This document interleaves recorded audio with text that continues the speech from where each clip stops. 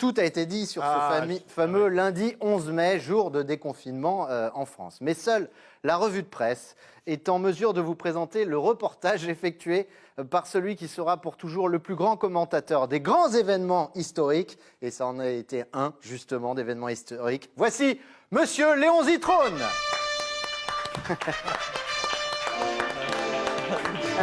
Déconfiné. On l'a déconfiné. Allez-y. Son vrai ventre. Hein. Eh bien, mesdames et messieurs, bonjour. Ici Léon Zitrone qui s'apprête à vous faire vivre ce déconfinement en direct de ma salle à manger, car je ne suis pas fou. Je rappelle qu'il s'agit là de la plus médiatique évasion française depuis la fuite en scooter du président François Hollande. Car à l'heure où je vous parle, les Français sont impatients comme des morpions confinés dans la culotte d'une jeune fille prépubère qui souhaite retrouver au plus vite l'activité pileuse du string de la tante de l'adolescente. Nous allons suivre l'événement grâce aux caméras de la gendarmerie nationale dirigées en direct de Saint-Tropez par le maréchal des logis Cruchot, puisque comme vous le savez, le ministre de l'Intérieur, Christophe Castaner, qui a signé une attestation permettant à ses neurones de voyager à plus de 100 km de son cerveau, a décidé de s'envoyer lui-même en mission sur les plages nudistes. Il pourra donc vérifier qu'avec le port du masque, les femmes qui pratiquent le monokini ont la marque du maillot non plus au niveau des tétons, mais au niveau du menton.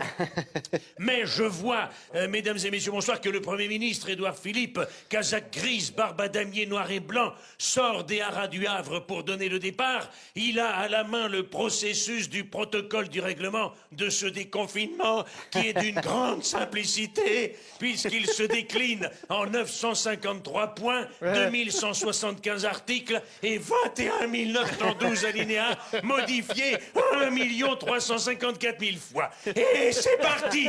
C'est extraordinaire. Toute la France se déconfine, mesdames et messieurs, bonjour. Les concurrents descendent les escaliers de leurs immeubles à 1 mètre les uns des autres, nous donnant l'occasion d'assister à un magnifique spectacle de retenue grandiose où la distanciation est respectée même dans les ascenseurs, où, comme vous le savez, il suffit d'un paix pour arriver seul au dernier étage. Mais avant de parvenir jusqu'au trottoir, mesdames et messieurs, bonsoir, chacun enfile le masque qu'il a pu se procurer grâce à l'intelligence des hauts fonctionnaires de l'État chargés de les importer en France après avoir exporté en Chine les usines qui les fabriquent. Mais je perçois les premières inquiétudes du côté d'un EHPAD de la Côte d'Azur où les mamies tricoteuses de Nice ont confectionné des masques en canevas représentant la tête d'Éric Ciotti, à moins que... Non, excusez-moi, je vois bien, je suis trop loin pour distinguer. Non, j'ajuste mes jumelles, il ne s'agit pas de la tête d'Éric Ciotti, mais des fesses de Christian Estrosi. Nous assistons également à un véritable démarquement chez les coiffeurs. Mais contrairement au 8 mai 1945, en ce 11 mai 2020, les Françaises n'auront pas peur d'être tondues à la Libération.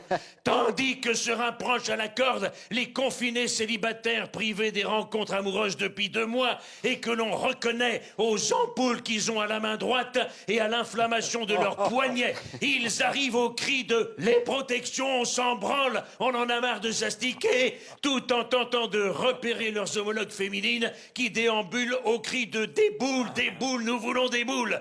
Tandis qu'un groupe d'extrémistes, de nymphomanes, adeptes de la double pénétration, gesticule en hurlant « après le Covid, on veut être co-rempli ».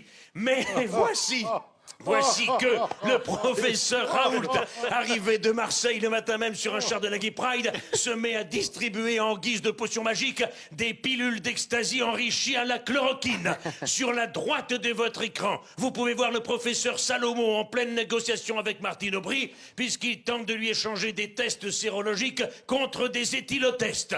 Pendant ce temps, Anne Hidalgo essaye de trouver le passage sur son lit en réanimation, poussé par le directeur de Sanofi, qui s'est injecté lui-même une dose de vaccin dopant à l'extrait de Tour de France. Je vois également Boris Johnson, oui, qui s'apprête à rouvrir les frontières pour laisser débarquer les Anglais. D'ailleurs, le brouillard se met à tomber et mes lunettes sont pleines de buée. Et Dieu merci, c'est le moment que choisit Muriel Pénicaud pour mettre son stock de papier WC au chômage partiel, ce qui me permet d'en saisir une feuille pour m'essuyer les carreaux. Mais comme elle a confondu le PQ et le papier de verre, Je viens de me rayer mes lunettes et je n'y vois plus rien. C'est horrible, c'est affreux, je ne peux rien faire sans mes lunettes, je suis complètement désemparé. Je vais devoir rendre l'antenne, mais je voudrais quand même rassurer mes proches. Je leur dire que je vais bien et que je retourne me reconfiner au cimetière de Levallois-Perret. C'était un reportage de Léon Zitrone, les Kazakhs, les Tocs étaient de Roger Hart, les tribunes de Donald Carwell, ici les studios, à vous cognac. Bravo, Michel Pisani.